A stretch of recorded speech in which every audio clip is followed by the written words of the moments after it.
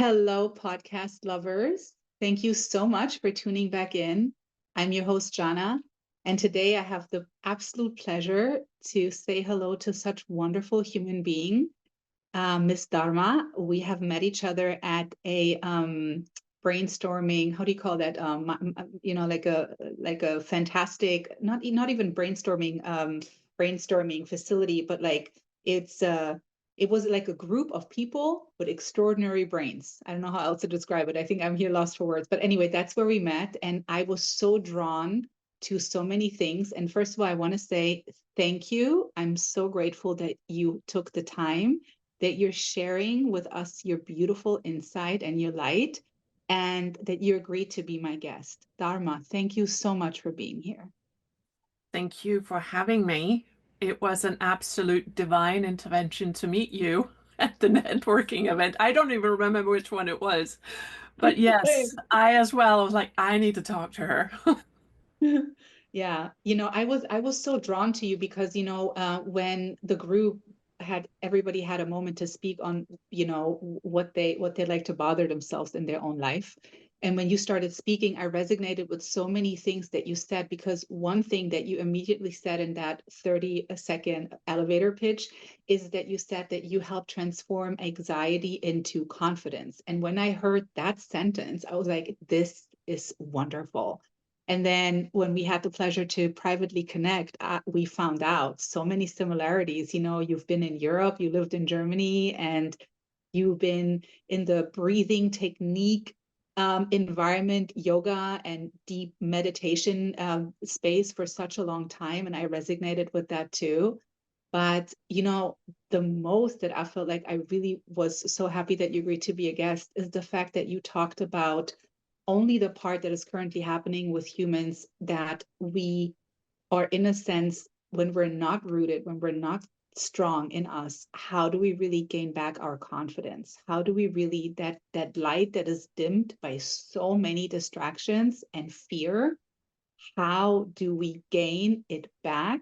And how do we self-confidently start to stand up again and be like, you know what? I am fearful. This is scary. And but I am a creation of something amazing. So I really wanted us to kind of like talk about that a little bit more, because I feel like encouragement these days, and having beacons of light like yourself that are leading the way to helping others to come with us, or in spark that light again, that fire. Yeah. That's really where I was so interested to talk to you about. Well, it is the core of what it is that I do with each and every single one of my clients. Right. And if you were to even see some of the things that I do share on LinkedIn or Facebook, TikTok, it is all the same. What can you do to hold on to yourself, ground yourself, find your own center, and regain your confidence? Anxiety is, in essence, a signal to us that we care. It's just when we ignore it, it's going to get louder. It will get louder and louder and louder until all I can say is, for me personally, because I didn't listen, it paralyzed my body. I was so good at ignoring the signs, the signals, that it literally paralyzed my body. Mm. And Yeah. even all the Mhm. medical tests, no matter what they did, they all came back, yeah, we can't find anything. One doctor even said, yeah, it's all in your head. And you know what? They were right, but not in the right sense. Right. Yeah. Yeah. It does. In your mind, I feel like in your thought process up here, you Mm-hmm. are like basically the pilot that is driving your own plane. And you are, in a sense, in control of your thoughts. And I know this sounds very far-fetched when we're just speaking it out like that, but when we would break it down, every vision, every creation, everything that Yes. you've ever done came from a thought that, implemented the whole idea up here first, and then you had the courage to actually execute this idea and maybe put it on a piece of paper, or maybe put it on a beautiful stone, or put it on the wall, or put it in a book, or whatever. Absolutely. Yep. And I feel like that's really where it all starts, because we have the power to literally say, I am not controlled by my thoughts, but I am the one thinking my thoughts. So if I am the one thinking my thoughts, I should be the one being in control what those thoughts are. And I Yep. understand, because, that's really where your term anxiety turning into confidence is so important, because Yep. how do I, and I wish I would have met you 5 years ago, because I would have straight up asked you this question. How do I stop? How do I stop when I'm fearful, when I'm anxious, when I don't know how my life will turn out, because Mm-hmm. my reality is really crap at the time? For instance, I Yep. don't have any money. I have $12 to my bank account. I don't know what to do. I don't have any prospects. Yep. All I have is my reality around me that is feeding me, showing me that yeah, you should be scared. Yep. And I So guess, what do we do? yes, how does one break out of that when that light is already so low, to reignite that light? Like, how do I do that? Well, the most important thing is to break the cycle of the monkey mind. And I call it a monkey mind for a reason. Look at a monkey. It will jump around from branch to branch, and it is just all over the place. There's nothing you can do to tame a monkey because it wants to play, it wants to be all over the place. That is how the brain can be. I'm saying can be because it is possible to Mhm. slow everything down and teach the monkey to sit on a branch. Right. How do we do that? Well, number one is start to breathe. And everybody's like, what do you mean I know how to breathe? And I said, well, do you really? Because if I ask people, they will say, yeah, I know how to breathe. And I said, well, are you breathing into the stomach or are you breathing into the chest? Number one is Mhm. to literally take a breath into the stomach. Inhale for Mhm. 4, and then you exhale for 6. And I'm like, okay. And if you can't even inhale for 4, then the breath is up here. This is Mhm. number one. And I was, why would I want to breathe in this? Because when we start to breathe, we're signaling to our body to relax. We're telling the body that we're safe. Right. And it's going to stop this cortisol injection that is going to make the nervous system fire over and over and over and over. And it's just going to make the monkey jump all over the place. And if we start to slow down, the breath will slow down, the nervous system slows down, and all of a sudden, the brain is not firing on all cylinders, and you will be able to actually think Calmly. calmly, and you will have clarity. You will be Mhm. able to listen to your own intuition and know you are going to be fine. You will find a solution. You will see the light. You will observe and find out, oh, I can do this. So all of a sudden, by slowing everything down, it sounds really easy. I get it. But Yeah. it is the key tool Mhm. that you have right now, right here. Inhale for 4 and exhale for 6. Get it into your stomach and slow things down. And I can guarantee you, do it for a minute and you're going to see a shift. Mhm. Yeah. Anxiety and panic attacks, everybody's start thinking of a pink bunny on a green meadow. And you're like, why would I want to think of a pink bunny on a green meadow? Because it forces the brain to fire on a different synapse. And then you start to breathe. Anxiety leads to panic attacks, and that is how we manage them. Mhm. So when Yeah. we're in fear, Mhm. how do you slow down? The most important tool is breathe. Yeah. And there's fantastic exercise. And I could not agree more because I give you a personal example. When I gave birth to my son, I didn't get an epidural until a specific time. And when I had those, how do you call it in English? You know, when they come every 3 minutes, every 10, every Contractions? whatever. Thank you. When I had those, I used my yoga breath technique that I have been Yes. practicing for a very long time to really, when it really overcame me, I used it and it still hurt, but it was bearable. And when I discovered pranayama, I don't know how you correctly say it in English, but That's pranayama how I yoga. say it. So pranayama. It's, Uh-huh. yeah. Yeah. Here we are, two Europeans. Hello. I know. It's like, I don't know. Yeah. But Pranayama is what, yeah. yeah.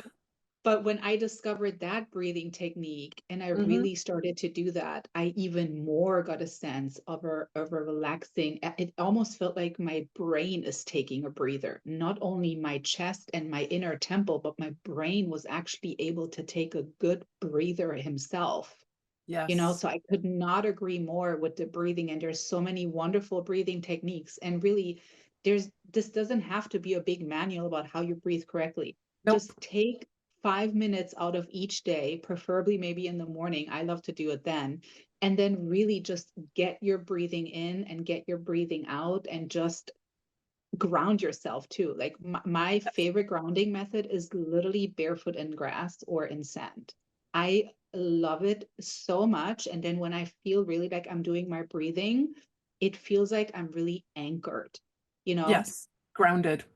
And when you were earlier talking about, you know, soothing yourself, what came to my mind was, and I'm sure you know of this too, when you actually really soothe yourself, like especially when you had like a, you know, a nightmare, and you really start to soothe yourself, your own body, like you're bringing your own body back into your own body, if that makes any sense. Exactly. Like Yes. all of that, whatever, when you Yes. actually, you know, bother yourself with yourself in a Yeah. sense, you know, I like tell my clients to go on a date with themselves, and they're like, why would I want to mm, go on a date with myself? Is that it's the wonderful. most important relationship you will ever have is with yourself. Right. Start to get curious about yourself. Start finding out what it is that you want to do. And the first question, Mm, so what am I supposed to be doing? Is well, this is your golden opportunity. Do what to you find out. love to do. So, Yeah. so yes, Yeah. having that intimate relationship with yourself and allow yourself to really explore and give yourself the love, tender care that you do need. And yeah, Yeah. it is. Sometimes I will sit and I will look at my hand. I was like, oh, that's how it looks. Mhm. Mindful moment. It's a mindful moment. And that I is love that. another way that you can do when fear and anxiety starts to creep in and everything is starting to kind of take off again. It's look at something right now and just, oh, huh. But look, not just kind of observe. Look at the lines, look at the color, look at how the fingers are moving. It is a mindful moment, and that will also help calm Mm. everything down, but you're still going to need to breathe. Yeah, absolutely. I think it really does start with breathing in general. And there's, I mean, there's so many amazing other techniques, you know. For instance, what you also can do is when you really feel that overcoming and you just don't know where an exit is and you just don't know how to overcome certain things or situations, it's really to tap out that stagnant energy that came Yes, into your field, you know, like yes, like really brush it off you and tap it out, because this right here is your power core system.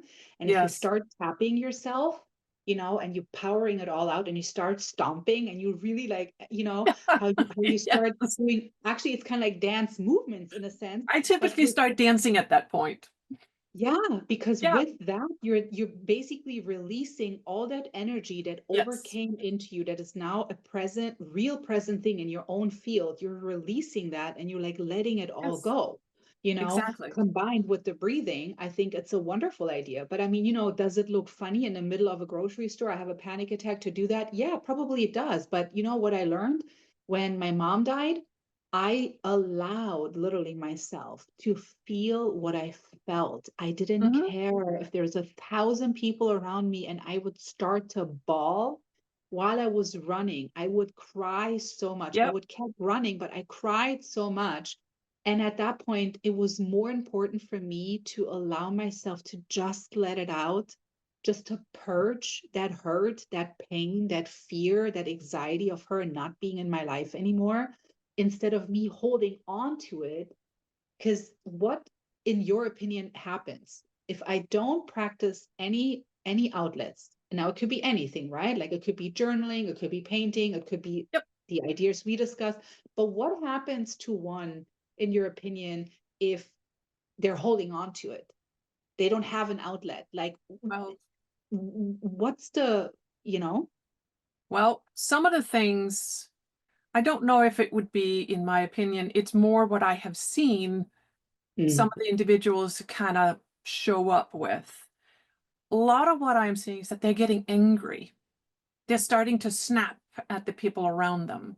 They start to have alienated relationships with their children and their spouses. They are even building it into their work environment, and they're starting to feel kind of tense.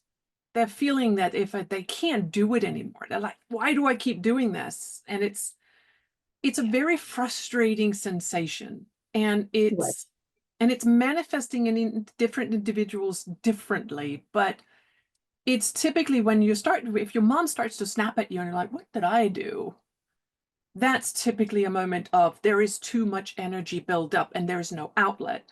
Another one can be overeating. It can be binging, drugs, alcohol, food, sex, so many different things, because we are now looking somewhere else for something that will soothe us. It can Hmm. be over excessive gaming, watching to just scrolling through TikTok, Instagram, games, because they're constructed in such a way that when the colors are falling into a certain place in a game, it actually releases a happy hormone in the brain. That's why it is so highly addictive. All Right. of these small little snippets of 15, 16 seconds, it is exactly what the brain needs in order for it to have a happy moment. Hmm. But it's short, it's temporary, and it's not relaxing the brain, and it's not reducing distress in the body.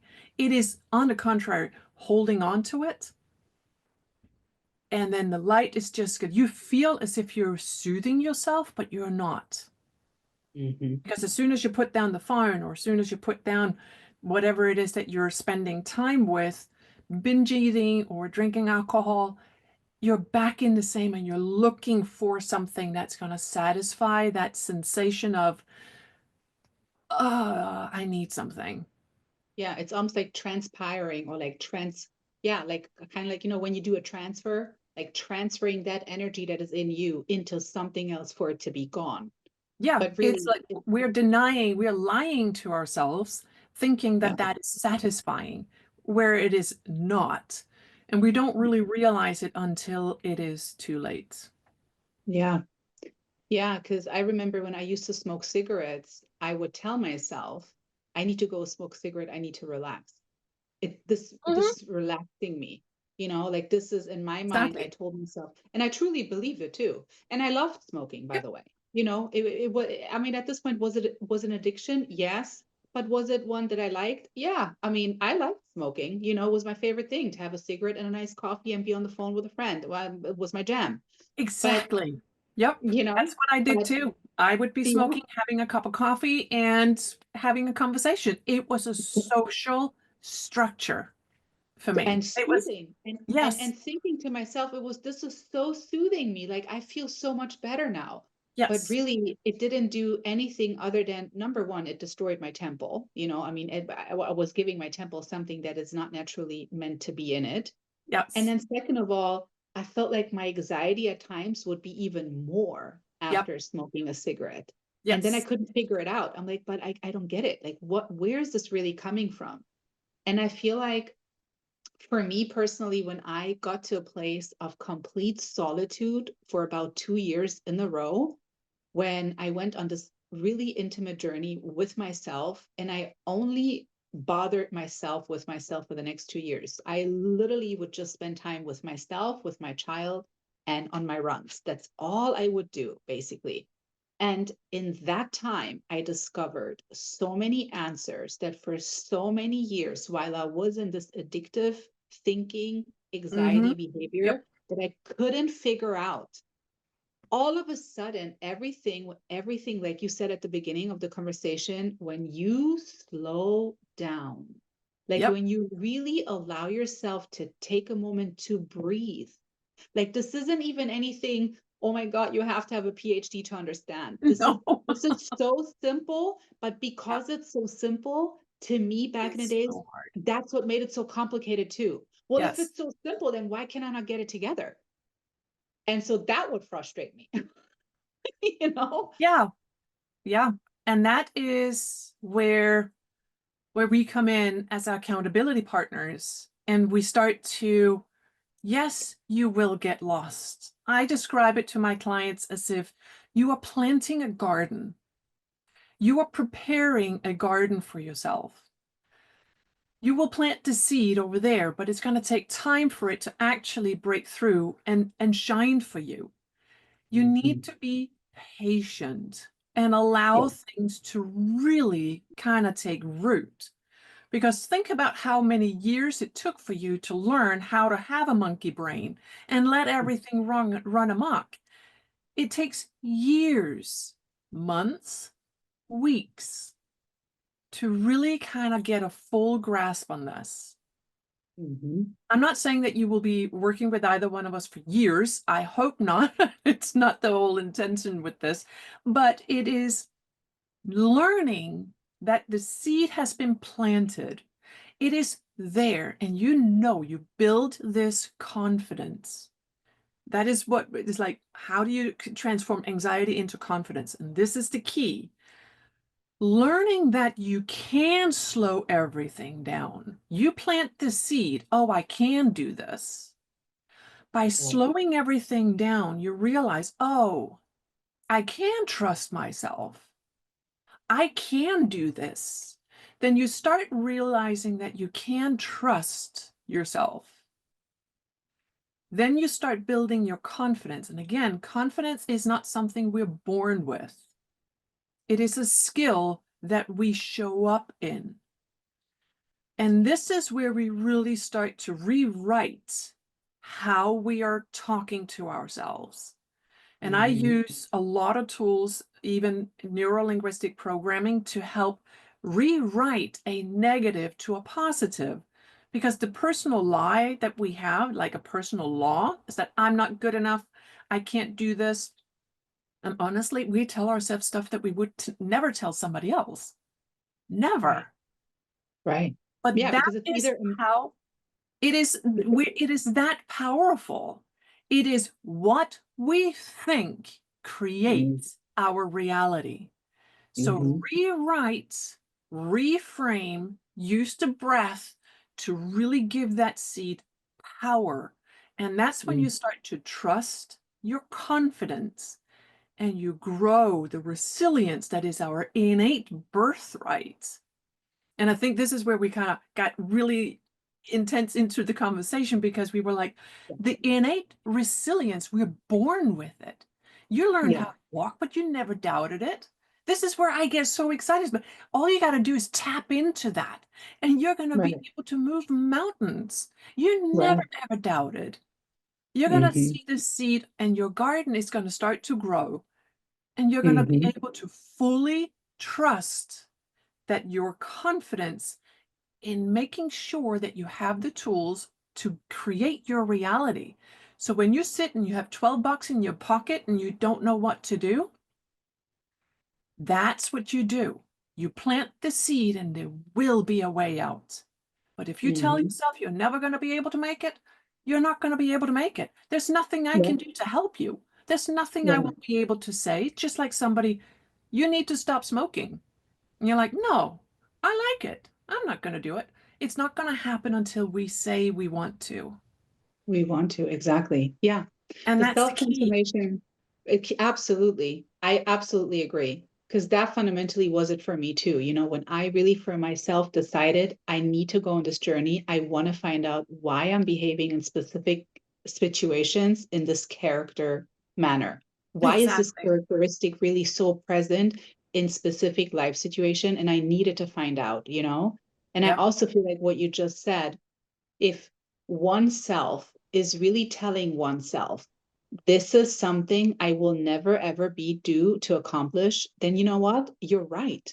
You're absolutely Because right. I don't know, I don't know who said it. I think was it Henry Ford? I don't know who said it, but somebody once said, um, either way, if you say you can't, then you You can't. will never. Yeah. If you say you can, then you can. Like the Yep. choice again to believe what you really want to is absolutely yours. Yes. Nobody can, in a sense, jump into your brain and rearrange your own thoughts. They can Exactly. help you to find the way to that. But That's fundamentally, the decision is oneself to really say, you know what, this is part of my life that I'm not agreeing anymore, regardless if this was maybe a part of your life for 20 years yep. or for Yep. 15 years, you still Yep. have the right to change your story, you know? Exactly. And I think that's the key sometimes to just really have that moment of like, oh, really? I can?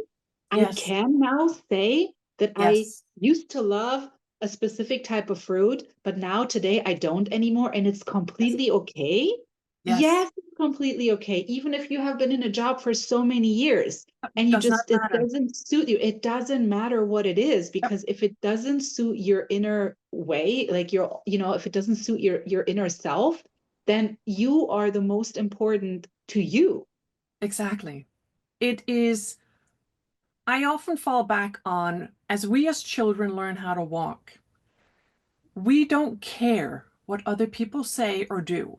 We figure it out. Yeah. Then, as we start to grow up, we're then being told, no, you can't do that. No, you can't do that. No, do this, do that. And we're being imprinted with all different kinds of stories, expectations, but more so, we make sure, an example, I remember being in high school and I so wanted to be part of the clique. I wanted to be part of the group. And no matter what I did, no matter how hard I tried, it just never happened. And I always felt like an outsider.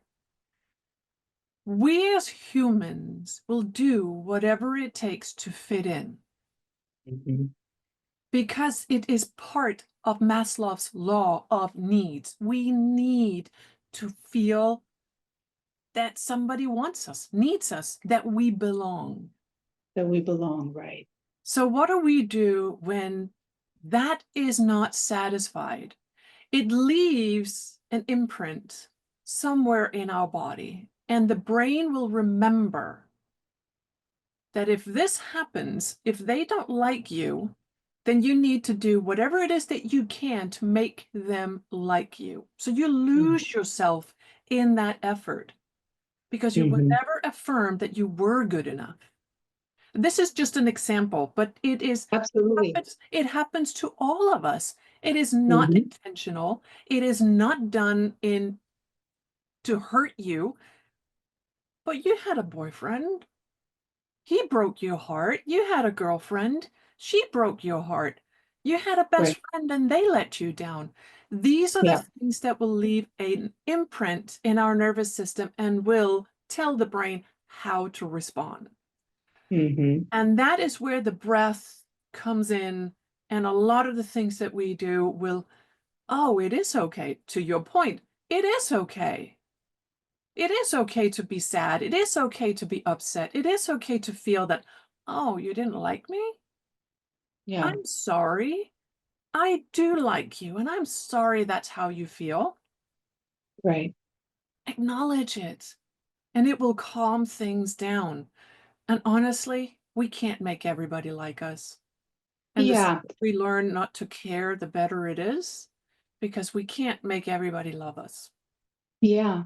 And I think that's a part of really self-growing and having self-confidence that fundamentally will turn into self-love and self-respect. Is Exactly. exactly to have that mindset of like, look, I, first of all, I really like myself, right? If Yeah, it's even another level, it would be amazing if everybody can say, I love myself, right? But I'm exactly. okay with I like myself. Oh, And I love so, myself. right, I enjoy hanging out with myself. I know, I feel It's the same way. But I'm saying if somebody is just at the level of I like myself, that's wonderful that's too. great. Right. And It so is when we get amazing. yeah. And then, when we get there, I feel like that's the part of, again, when we come back to the choice, because it's really not about what the outside world is giving you. It's Nope. really about what you are giving yourself. Because Yes. when we go outwards looking, okay, I have a problem, let me call my girlfriend. Okay, I don't know how to handle this, let me call this person, or I don't know. But why don't you just slow down, take a Moment. breather, calm down and sit with yourself, because in and I know this is again it's going to sound so there's a word for us too, so blah blah blah, but like you have the answers in yourself. So Yeah, you corny is do. what I want to say. I want to say Yes. corny, but you have the answers in yourself, you Yes. really do. But if you don't take time with yourself, and that's not to be mixed up with being lonely or Nope. selfish, because Nope. it has nothing to do with being lonely or selfish if you do prioritize your own needs and your own desires and your own boundaries. When you prioritize that, and when you when you just receive that for yourself, that's everything but selfish and loneliness. That's what It's self self-love and self-respect is. exactly. It is self-respect. Right. And when we get stuck in our minds, we start to think, we start to analyze, we get into people pleaser. Mode. We want to Mm-hmm. say, we start saying yes when we want to say no, which then pushes us into avoidance and withdrawal because I don't want to be here anymore. And to the point where, okay, and you give up. Yeah. Or you don't And even want to have a ex confrontation or a exactly, conflict, because you because just exactly. And that is where I see a lot of individuals say, I don't know how to get out of this. And that is, okay, you're scared. You feel that you're being told continuously from the outside world what to do, how to do. And you're an adult, you have an MBA, you have a professor, you have a degree, yet you still feel that you're not supposed to have an opinion. Mhm. Trust yourself. To your point, I say, take a breather. Take a step back, literally physically take a step back. If you're at work and they don't respect you, maybe it's time for you to look for something else where they do respect you. Mhm. Your mental Mhm. health and your well-being, nobody cares but you. Right. Yeah. And also just take a step back and really ask yourself, is this still serving me? Like when Yes. we talked about that piece of fruit that I loved eating for years, but is that piece of fruit still today serving me? Yep. Because if it gives me, for instance, a headache, or the taste doesn't taste any good anymore, then, but if I don't do regular check-ins, right? Like Then I maybe wouldn't know. then I wouldn't know exactly. Yep. But I mean, it's completely okay to be like, is that really this person, this situation, this circumstance? Does this still serve me? Does this really make me feel Yes. okay inside? Because I feel like there's a whole lot of misconception about also about your mental thinking and how you think rationally and how you're feeling. And I feel like Oh yeah, but those sometimes, are You know, you like To you just are allowed to feel like if your inner feeling tells you this doesn't make me feel good, like I feel really uncomfortable, then listen to that, because that's really what this whole life is about. That you are, the better you're in tune with your own self, and the better you're really like giving yourself the allowance to really work through your feelings and accept them, the quicker it is, I feel like, to get to the other side. yes, absolutely. Oh, hello. This is Tinkerbell. Oh, hi, Tinkerbell. So nice to She meet you. I typically wish I comes could and says see. hello. Okay, well, hello. So, Oh, yes. her face. Yeah, but I think like that's really important. I feel like that's really important for us to, like you said, you are okay to rewrite your story. You don't have to live this story if it's not soothing you anymore. If it's not serving you, then why do Yeah, you still do it? right. Because somebody else told you? Or you You're have allowed to to. say no to me and still receive my love. You're allowed to be angry with me and still receive my love.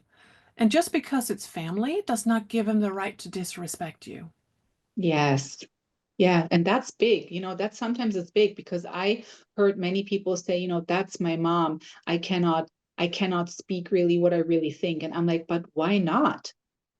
Like, Yes, I don't understand. I mean, if it's in a respectful, calm way, absolutely. Can you tell even to your mom, this is my boundary. This is not okay with me. I'm not exactly. going to accept this, or your sister or your brother or your spouse or your whoever. Because if you don't, when I used to do that, for me, it felt, when I used to do that with my son's dad, and when we used to live together, I would basically let him overjump my boundaries. I would ignore my own boundaries, because I just simply Yeah. didn't want to have a discussion of why I'm feeling the way I feel. You know what I mean? And so I Yes. would allow the boundaries to be crossed. But Yes. really, that's not, that wasn't his fault. That was my own fault, in a sense. Exactly. If we can even Yes. talk about fault, but like, this was my Well, own situation, that's because we fall into the people pleaser. right? And I know that my family is showing up differently with me today because I'm like, no, it's like, no, figure it Yeah, out. I am, right. I am your mother, but you know what? You're an adult. Figure it out. I, Yeah, I, I am adult. I am a woman. I have stuff and things that I want to do. I am not your servant. I am here to serve, but I am not your slave. right. I Right. know that is a very strong word to say, but Yeah. that is where the respect comes into play. I don't mind bending. I don't mind being flexible. I don't mind meeting you halfway. Right. That is where having the clarity to say, no, I am okay with this. And that comes from your internal self-reliance and knowing where your boundaries are and where you're comfortable bending. So it's Right. typically a progression. You learn how to breathe, you learn Right. how to become comfortable with your clarity, you gain the confidence, you get into the resilience, and then you go into the action because your goals are clear and your friends are actually going to shift. Either you rise with or you leave them behind. I know Right. this sounds really harsh, but you Yeah. know what? Either get on the Hmm. bandwagon or I'm going to leave without you. Yeah. And that's another thing, because, you have to understand the consequences that come with it when you do really make these choices in your life, because there's going to be people, and I'm truly Yes. speaking with my own life experience, there's going to be people that are not jumping on your, I'm changing my tone, I'm changing my tune, I'm changing my self reflection onto me, what I need, what I don't need, even though it was okay by me, it's not okay anymore for today. Even Yes. might be I did it still yesterday, but today But I today is a decided, different, yes. right. And so there's gonna be people, places, things that you will lose, Well, it's not, leave well, behind. But I try to put it a little bit nicer. What I try to do sometimes is that if we're in a room with five people and yeah. I am the average, how far down do I want to level myself? If Hmm. I have true self-respect, Mm-hmm. Then it will be easier for me. I said, I think it's time. I have appreciated it, but I don't think this is a mutual beneficial relationship anymore. And Right. another thing is to understand is that in the Bhagavad Gita and some of the other Sanskrits, there is the story of a bumblebee. The bumblebee will fly from flower to flower to gather the nectar it needs.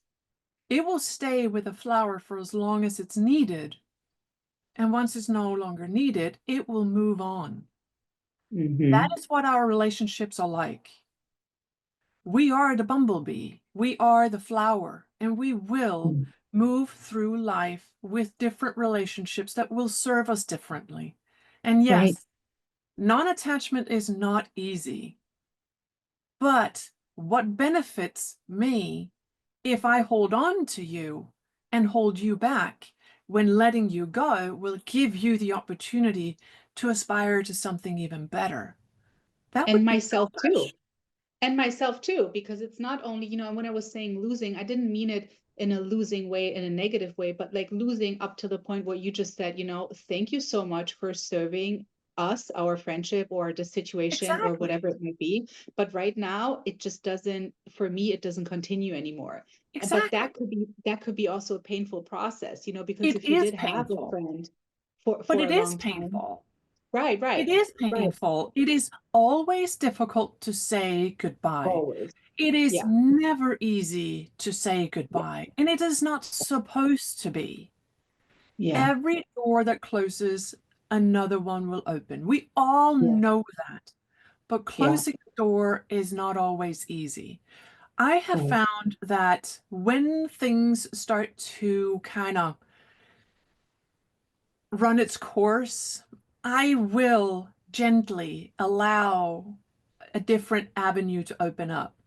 I typically see when something has run its course, I will see it coming and I will gently kind of wean them off and Mm-hmm. encourage to find, oh, maybe you should look here, maybe you should explore this, maybe look at this, to give them the courage to transition. And then often within a couple of months, it has run its course and they are off doing something that they like to do.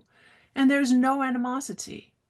Yeah, no, not at all. And it doesn't need to be. I mean, sometimes it's unavoidable. It depends on what life situation and what had happened. But in Yes. general, there's not a need to burn bridges in a sense. This could be just No. really a self-confidence, respectful conversation of just like you suggested, like, look, Yes. this isn't soothing anymore. I feel like this Oh, I doesn't just make had one sense of or those. whatever, I just kind you of I know, did a cold turkey and I said, I think this is it. Thank you so and much. and We're that done. happens And too. I'm like, I'm done. Absolutely. And and that's okay if that happens too, because there's no judgment, not there shouldn't be judgment on yourself No. and there shouldn't be judgment on other people because hey, this same thing happened to me too, that people told me, you know what, I think I'm good on you. Okay, respectfully, I will accept it. Did Yep. it hurt? Absolutely. But Yes. it's all about respecting what one's opinion or one's feeling is and not to say, oh, Yes. well, I don't understand why you feel this way, this makes no sense to me at all, therefore you're wrong. It's exactly the opposite. I might not agree, I might not understand, but that's really what the person or the situation is all about. Then just accept Exactly. the reality and just accept and in a sense move on, like be grateful that this situation or this person has been for such a long time in your life.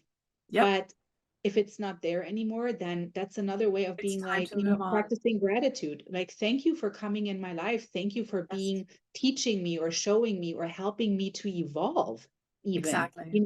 Yes. because Yep. if that person would have not offered themselves in that moment on this life journey to be that person in your life, you might not even gotten the lesson that you actually got out of it. So actually, it's Exactly. a great thing.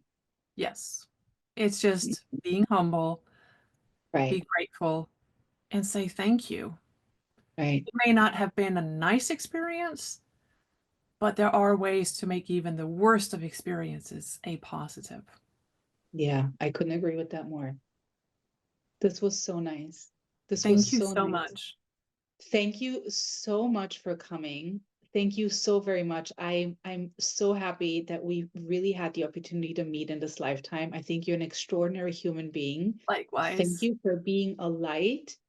Thank you for helping. Thank you for opening up eyes and third eyes and chakras and mindsets and all of the above, you know. And for you podcast lovers, as always, if you have something on your heart, if there's maybe something you would like to share, come and join my mic. My mic is always open.